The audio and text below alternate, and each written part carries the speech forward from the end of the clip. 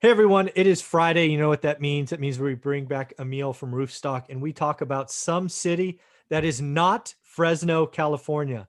That's the only market I know. It's the only market I reference. So Emil is nice enough to come back and bring us another city to talk about on this channel. How you doing, buddy? I'm great. Thanks for having me on. Ah, Happy man, Friday. it's always fun. I always like learning about other cities that I know nothing about and sometimes never even been to. So what city you got today? Me too. I like compiling this data. I get to learn about all these cities across the country. So fun stuff. Today we have Memphis, Tennessee. Ah, very cool. I think I've been to Memphis once. So what kind of stuff you got for us? Okay. So Memphis, Tennessee. The MSA name is just Memphis, but it actually covers Tennessee, Mississippi, and Arkansas. So it covers a couple of different state lines. Ah, that's the first time I didn't even know that was a thing. So I there you go. Neither did I, but the greater MSA apparently touches all three states. There you go. So our greater MSA population in Tennessee is 1.35 million, which ranks it number 43 in the country. All right. What did we do last week? Do you remember? Was that Columbus? Last week we did St. Louis. Oh, St. Louis. And St. Louis is over too. So this is pretty good size, 1.3 million. Okay. All right. Yep. City population 651,000, which ranks it number 28. All right. So about half the MSA is in the Memphis city. That's actually bigger than I remember others. Okay. Yeah, like last week compared to St. Louis is this weird one, but it was like 300 to 2.5 million Yeah, or something. exactly. That's what I was thinking. I'm like, 50% is a lot more than 10%. Right, right. So MSA population growth since 2010 is 2.3%, according to the census. All right. Pretty flat. And city population growth flat as well, 0.7% Oh, growth. yeah. I mean, you get that by accident, right? Just birth death ratios changing. So, okay, that makes sense. Right. So yeah, pretty flat in terms of population growth. Median household income for Memphis, Tennessee, 41,228 in the year 2019. All right. So that's lower than I expected. I Yep. mean, I'm just Yep. using comparisons for other cities. Again, I know nothing about Memphis, but I would have guessed it was in the 50s. So 40, call it 42. Okay. Yeah, most cities I think we've covered so far have been like mid 50s to mid 60s. Yeah. So Memphis That was was, good. that's a family of four, right? I believe so. Yep. Yeah. That's usually the calculation. So 42 grand. Okay. All right. Yep. So the number of units of housing stock, according to John Burns, 574,000. And when you look at the makeup of that of renter occupied versus owner occupied, 36% renter occupied. But before you think that 64% of that is owner occupied, there's actually 12% of the housing stock that's sitting vacant, according to John Burns. Ooh, that's 12% vacant. That's a lot more than I remember. I think a lot of them were like 4 or 5%. Right. So I wonder why that is. I mean, can you think of any reason why that is? It could be a lot of, and this is just guesses here. Don't hold me to this. It could be a lot of older, dilapidated homes that are just sitting vacant, right? Mm-hmm. Just um, I actually owned a property in Memphis for a short period of time, Yeah. and it was like the one single family rental in my portfolio I had where the tenant left after a year. So it seems like there's just a lot of rental homes available and people move a little bit more. Lot This of is just churn. my yeah, exactly. Just my The other thing personal. you could have is, again, I don't know Memphis at all. As I see, we'd have to figure that out, right? If I was going to look at investing in Memphis, that would be at least a yellow flag to go figure out, um, kind of why that is. Is it good, meaning people have enough discretionary income where they have second homes, or bad, they've got sections of town that are dilapidated or run down? I mean, I'm not, I have no experience, so that would be something I'd go figure out. Yep. Yep. Very good recommendation. So 2020 single family permits. I don't know if this one is useful, but I'm gonna keep pulling it in. If you think we could cut it, I can go try to find another stat. But 2020 estimated single family permits 3,621, which is up 17% year over year, according to Wow, John that's Burns. that's that's not even keeping up with probably fire and that just shows you there's lots of room for growth. I think it's useful. Okay. Again, certainly because we have other cities to compare it to now. Yep. That's 0.5%, right? You said housing stock was 640 or something, and you're 574. or so 600, and you're building 3,000. Yeah, that's 0.5%. Huh. Okay, that's interesting. All right. So moving on to price and rent numbers. So median single family home price as of November 2020, according to Zillow, $108,000. Ooh, that's the cheapest one I remember. 108. Yep. Okay. Yep. which probably makes sense with the median household income being as low as it is. It's 42. Yeah, that's a good point. Yep. And that growth is 13.6% over the last 12 months. So median single family home price has grown 13.6% last Wow. 12 So months. it was sub 100K a year ago. Yeah, it was like 95, 96. Okay. Wow. Okay. Yeah, there's a lot of, if you look at, just pull up Zillow or Roofstock or whatever, and you look at Memphis properties, a lot of properties in that cheaper, $50,000, $60,000 range, you'll find tons of those. Interesting. Okay. The median single family rent, according to John Burns, $1,104. Wow. So you're, again, just median to median, right? You've pegged it at the 1% rule. Yep. Right. 108, 1100. Yeah. Makes sense. Which is why it's attracted a lot of investors, especially out of state. The year-over-year rent, year-over-year rent growth has been 7.5%. I think that's the largest number we've seen, or one of the larger numbers we've seen so far. I think it is the largest. Yeah. 7% rent growth. That's pretty good. Actually, I know I've interviewed Brick by Brick Wealth. That's her Instagram page. She's a stay-at-home mom. She does extremely well in Memphis.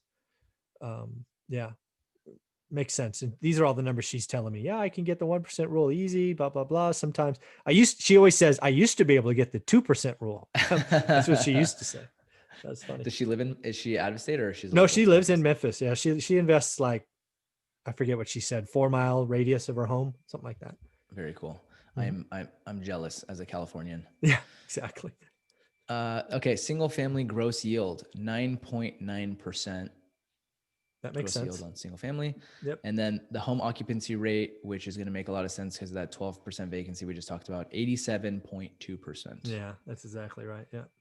Okay. And so, yeah, for comparison, I'm pretty sure all the other markets we've talked about so far, like 92 is the low and they go around to like 95, 96 is more so the average. So exactly. I think that's true. Yep. Something to keep an eye on. All right. Moving into employment, qualitative employment stats. So the major employers in Memphis include FedEx is probably the most popular, well-known one, International Paper, AutoZone, Service Master, and Mueller Industries. Oh, wow. Other major employers based in Memphis include American Residential Services, also known as Rescue Rooter, First Horizon National Corporation, Gibson Guitars. Oh, yeah. Perkins Restaurant and Bakery, and Mid-America Apartments. The Federal Reserve Bank also has a major branch in Memphis. Okay. Here's another cool stat about employment. So through last year, small businesses in Memphis accounted for 29% of the area's economic output. Interesting. I don't remember that stat from other markets. I wonder how that's doing in the pandemic. I wonder. Do you know if the question again? I don't know Memphis or Tennessee at all. But next thing I would look up, given all of this, is how have they done the last year? Right? Are they lockout driven like California? Are they open like Florida?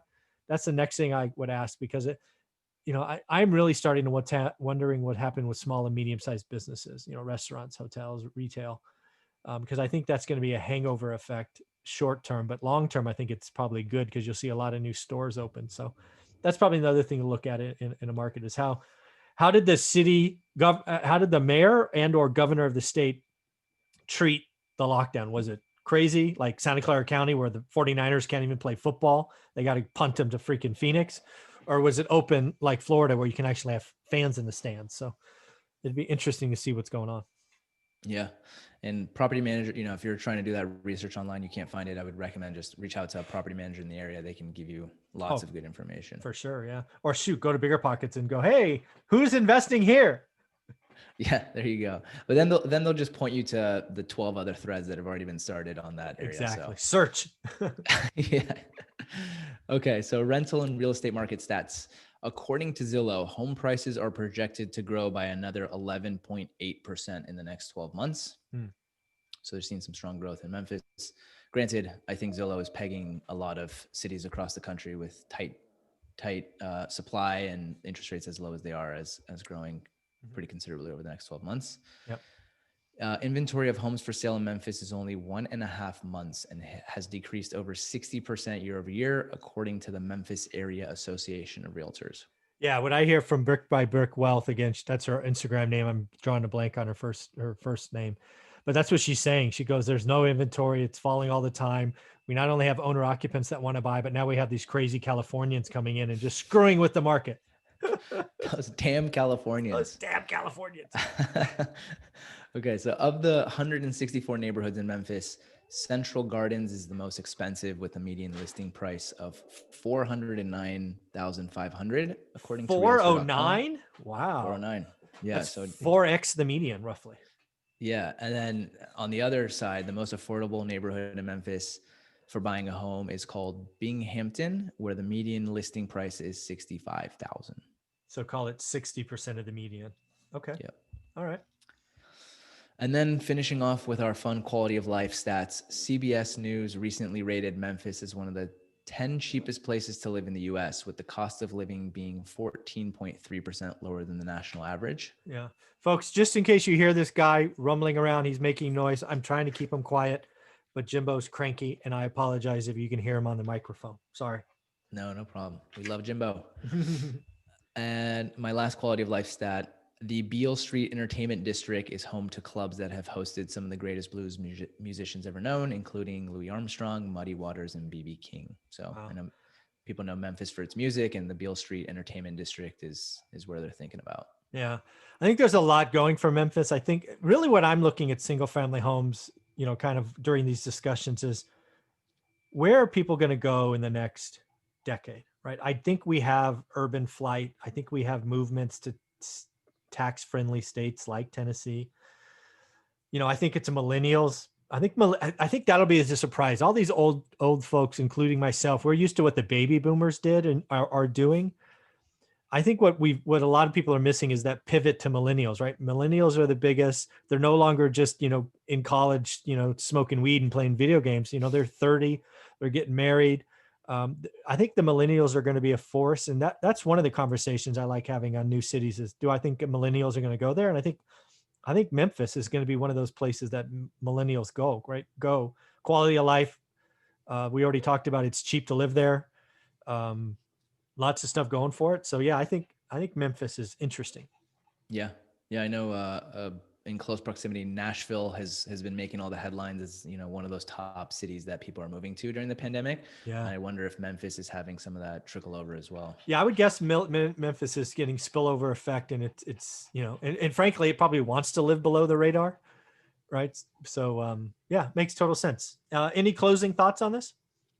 No, definitely, take all this stuff and do your own homework, but hopefully this starts sending people down some paths to look into markets. Yeah, there you go. Well, folks, again, you have I will link below. There's a link that I give you that if you click on and use it to register on Roofstock, you can actually, if you buy something, get $1,000 back. Also, feel free to list the cities you'd like us to look at. I will have Emil come on and respond to them. He doesn't do all cities, but it's always interesting to see where you guys are looking. So with that, I will wish you both wish you a happy weekend and have a great day. All right, buddy? Thanks. You too, Michael. All right.